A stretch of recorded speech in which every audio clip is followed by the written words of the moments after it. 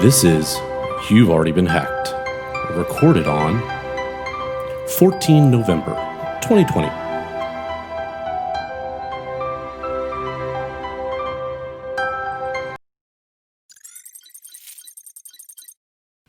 Okay, this week we're going to dive a little deeper into what's going on in the healthcare sector, or a bunch of different events that have happened recently in the healthcare sector. So starting off, critical healthcare cybersecurity incidents abound.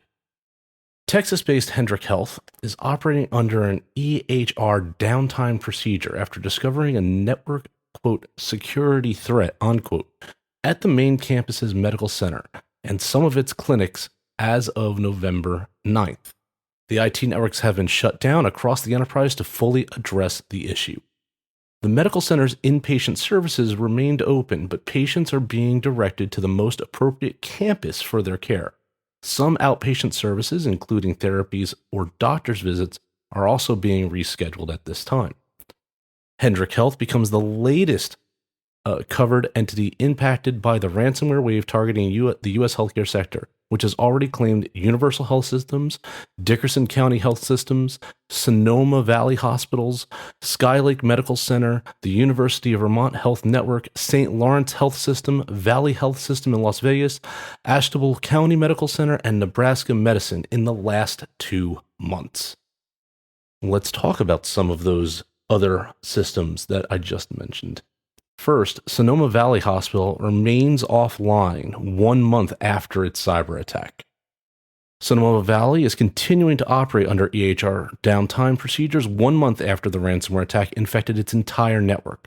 According to the local news outlet Sonoma Index Tribute, hospital officials believe the recovery efforts still have a long way to go. The ransomware payload was deployed on the 11th of October, prompting the IT team to turn off the network to stop the attack from further proliferating across its systems. Hospital has employed its practiced business continuity plan, which allowed patient care to continue with minimal disruptions. While the latest update reported that the Raikou ransomware was being behind the attack, it was Mount Locker threat actors that leaked the data they claimed to have stolen from the hospital the week of the 2nd of November. Mount Locker hackers published 75 gigabytes of data. However, officials said much of the posted data were images from 2009 and that they'll know more for sure what they have soon. Likely given that a double extortion threat actors publish stolen data in waves to pressure victims into paying the ransom. Sonoma Valley has stated it has no intention of paying the ransom demand. Sonoma has had to completely rebuild its network to remove the virus, which included replacing 50 computers, restoring access to 75 different systems, and 215 workstations. Their team is continuing to investigate the scope of the incident, which has proved challenging, and is working with an outside cybersecurity team on recovery efforts.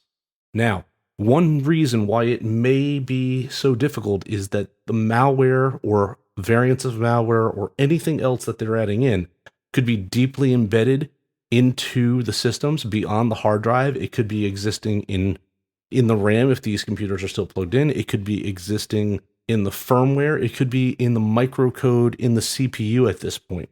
And if that's what's happening, yeah, replacing those boxes is really the only way they're going to ever get it out. Moving on, 116,000 individuals are impacted by the Timberline billing ransomware attack. So those 116,000 people are being notified that their data was compromised after a ransomware attack on Medicaid service vendor Timberline Billing Service. And this is according to the Department of Health and Human Services breach reporting tool. The threat actors gained access to Iowa's vendor systems for several weeks, beginning this past February until sometime in March, when the ransomware was deployed. Hackers exfiltrated data prior to deploying the ransomware payload. Reports show the vendor provides services for nearly 200 schools in the state, but it's unclear whether the attack was limited to Iowa clients. The compromised data included names, dates of birth, billing information, Medicaid information identification numbers, and some Social Security numbers were also stolen during the attack. Florida's Advanced Urgent Care ransomware attack. Advanced Urgent Care of the Florida Keys is notifying an undisclosed number of patients that their data was compromised following a ransomware attack that resulted in data exfiltration this past March. Hackers deployed the ransomware payload, which encrypted the files stored on their backup drives. Officials said they launched an investigation with assistance from an outside cybersecurity firm, which included a manual document review. According to the notice, they determined protected health information was stored on the impacted drive upon the close of the investigation in September. Despite the length of review, HIPAA-covered entities are required to report data breaches impacting more than 500 patients within 60 days of discovering the incident. It's believed that the Maze ransomware threat actors were behind the attack and that the hackers posted patient data they claimed to have stolen from the provider as far back as March, when this was first reported by cybersecurity experts. Meaning, patients are just now learning their data was exposed and stolen more than 8 months ago. The compromised data in this attack included patients' names, health insurance information, social security numbers, medical record numbers, bank account details, military and or veterans administration numbers, driver's license numbers, lab results, and a host of other highly sensitive medical information. Advanced Urgent Care officials said they since have improved internal procedures for identifying and remediating threats. Healthcare covered entities should review HIPAA breach notification requirements to avoid similar compliance mistakes. In another healthcare incident, data was destroyed amid the Cone Health ransomware attack. Cone Health Almanance Skin Center in Burlington recently began notifying patients that their data was permanently lost after a ransomware attack in late July. Officials there said no data was taken during the attack, but they were unable to recover the patient's data following the incident. Patients were told to call the specialist ahead of scheduled appointments. The good news in this one, if there is any, is that the Skin Center was the only affected entity by the ransomware, as its electronic medical record system and servers are separate from the main Cone Health system. Further, investigations determined hackers gained access either through a phishing attack or through brute force attempts. Northwest Eye Surgeon's server hacked had impacted 20,000. 5 months after discovering a security incident on its computer system, Northwest Eye Surgeon's PC and site partners, NES, began to notify 20,000 of their patients that their protected health information was compromised during a server hack. On May 1st, officials detected unusual activities on their systems and launched an investigation which found an unauthorized third party had accessed the data stored on one server. The exposed information in this hack included social security numbers, driver's license numbers, identification numbers, financial account and credit card data, medical information, and insurance details. North Dakota Health Department had a phishing incident. About 35,000 individuals that use services from the North Dakota Department of Health and Human Services, North Dakota Department of Health, and Cavalier County Health District are being notified that their data was compromised during a phishing incident. The attack was launched for a month between November 23rd and December 23rd of 2019. We're only learning about this now, folks, which gave the hackers access to the impacted employee email accounts during that time. However, the phishing incident was not discovered until August 27th, 2020. An investigation determined personal and protected health information was compromised during the incident, which included names, medical diagnoses, treatment information, driver's licenses, dates of birth, contact details, and mother's maiden names. And if we're forgetting that for a moment, those are some good things that we use for two-factor authentication. Some financial data and social security numbers were also exposed during the attack. The state has since taken steps to improve its internal procedures for identifying and remediating threats, as well as to reduce the risk of a recurrent event. Here's another one. People Incorporated Mental Health Services had an email hack. People Incorporated Mental Health Services in Minnesota recently notified 27,000 patients that their data was compromised during a hacking incident on several employee email accounts. The notice does not explain when the hack first was discovered, but the investigation concluded on the 8th of September that hackers gained access to certain employee email accounts for a week between the 28th of April and the 4th of May. Upon discovery, the account access was disabled, and the IT team performed a mandatory password reset to prevent further access. The investigation determined the accounts contained a range of patient information, including personal and health information such as names, contact details, health data, insurance information, medical record numbers, and treatments. Also, some health insurance data, financial account details, social security numbers, driver's licenses numbers, and state identification numbers were contained in the impacted accounts. And here's the last one. UVM cyberattack impacted chemotherapy and mammograms. The cyberattack that affected UVM has halted chemotherapy, mammograms, and screening appointments and led to 300 staff being furloughed or reassigned. So, the University of Vermont's health network is scrambling to recover its systems after a cyber attack led to widespread delays in patient appointments, including, as I said, chemotherapy and mammograms, as well as biopsies. The UVM health network is a 6-hospital home health and hospice system, which encompasses more than 1,000 physicians, 2,000 nurses, and other clinicians in Vermont and northern New York. The cyber attack was first launched the week of October 25th, with UVM's medical center being hit the hardest, according to local reports from the area. Reports said that the attack came from the hospital's main computer server and impacted the entire system. While the health network has been vague in regards to what data has been accessed, the scheduling of patient appointments has been impacted, according to reports, affecting important patient screenings and appointments. Before the attack, 45 to 60 patients were able to get chemotherapy appointments at the medical center. However, that number went down to 15 patients after the attack, which has created a significant backlog in the people that need care. The hospital network said it has developed plans to ensure patients receive needed cancer treatments for the next several days. Hospital staff have also been impacted, according to reports, with the cyber attack leaving some staff members unable to do their normal jobs. Up to 300 employees of the medical center hospital have been either reassigned or furloughed. So let's move on. Australia's government warns of the SDB bot activity targeting at large the healthcare sector in Australia.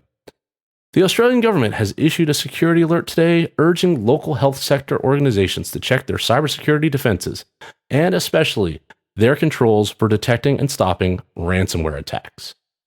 The Australian Cybersecurity Centre said, quote, it observed increased targeting activity against the Australian health sector by actors using the SDB bot RAT.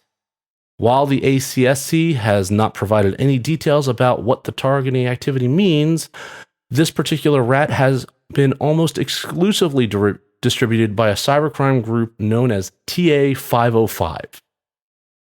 The group relies on massive email spam campaigns to target companies and infect workstations with malware. The group has been seen dropping various malware strains on infected systems. But since September 2019, TA505 has often deployed their bot payload as a means to access infected hosts remotely. Let's move on to some other critical infrastructure.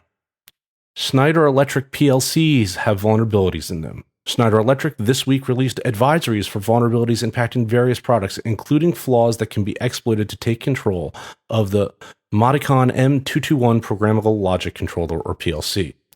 A total of 4 vulnerabilities were discovered in this particular PLC by researchers at industrial cybersecurity firm Clarity.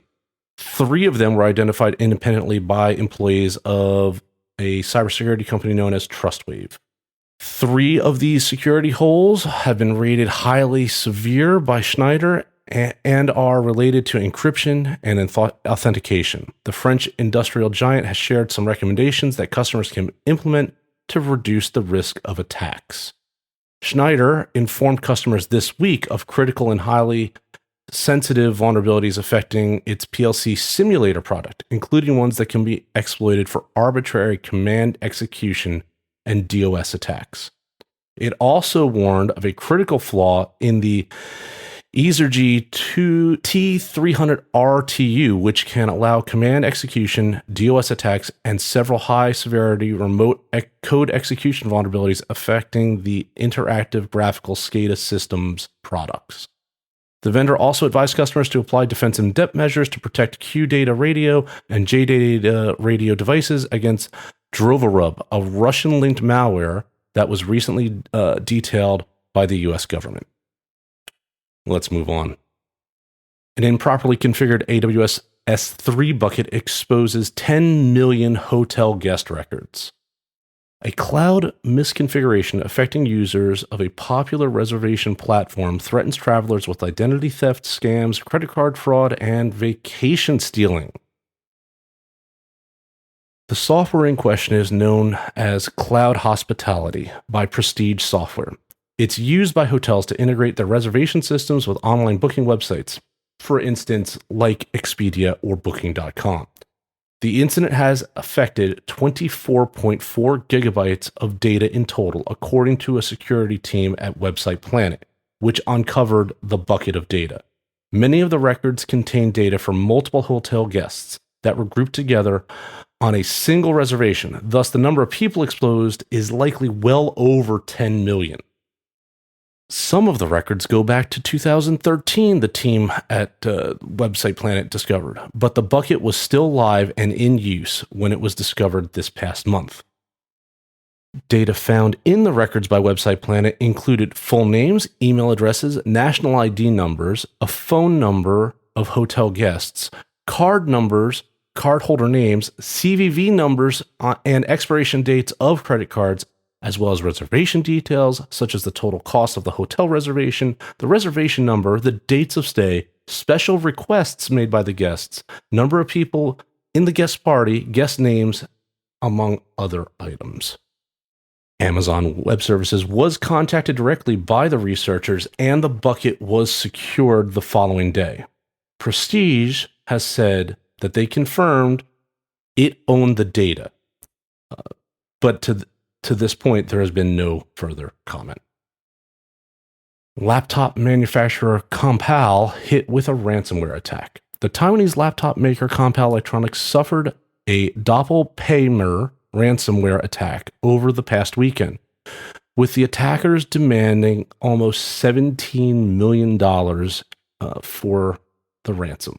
Compal is the second largest original design manufacturer, or ODM, of laptops globally, with well-known companies rebranding their devices or designs, including Apple, HP, Dell, Lenovo, and Acer. Over the weekend, Taiwanese media reported that Compal suffered a cyberattack, but the laptop maker claimed it was just an quote-unquote abnormality in their office automation system. Bleeping Computer, however, did confirm that Compal suffered a ransomware attack after they obtained a ransomware note used in the attack. Doppelpaymer is a ransomware operation known for attacking enterprise targets by gaining access to admin credentials and using them to spread throughout a Windows network. Once they gain access to the Windows domain controller, they deploy the ransomware payloads to all devices on the network. And according to the Doppelpaymer Tor payment site linked to the ransomware note, the gang is demanding 1,100 Bitcoins, or approximately $16.7 million in today's prices, to receive the decryptor. And finally, pay-to-key could become the next big ransomware threat. Researchers from Checkpoint Security say an Iranian-based threat actor has successfully attacked multiple Israeli companies and could soon go global. A rapidly proliferating new ransomware strain that over the past 2 weeks has already impacted multiple large organizations in Israel and a few in Europe could soon pose a major threat to organizations worldwide. As with many other ransomware tools, the authors of Pay to Key have mainly been exploiting exposed RDP services to infiltrate victim networks and then expand their presence. It's possible they may be using other vectors as well. Pay to Key encrypts networks, but the attackers have also been stealing sensitive data from victim organizations and threatening to publicly expose the data if the demanded ransom is not paid. Pay to Key threat actors are currently demanding a relatively modest 7 to 9 bitcoins for victims, or between $113,000 to about $145,000 in rates seen this past week for Bitcoin value. At least 4 victims have paid the attackers to get their data back, and at least 3 others who refuse to do so have already had their data released via a Tor website that the attackers have expressly set up for this purpose. Researchers have focused in on the Bitcoin wallets used in the ransomware notes that were sent to the companies, and actually which companies had decided to pay the threat actor. They were able to track the transactions to an Iranian cryptocurrency exchange called Execoino that appears open only to Iranian citizens, based on the fact that registration requires a national ID card. That's all for the news this week. I'm your professor of cyber risk. We'll talk again soon.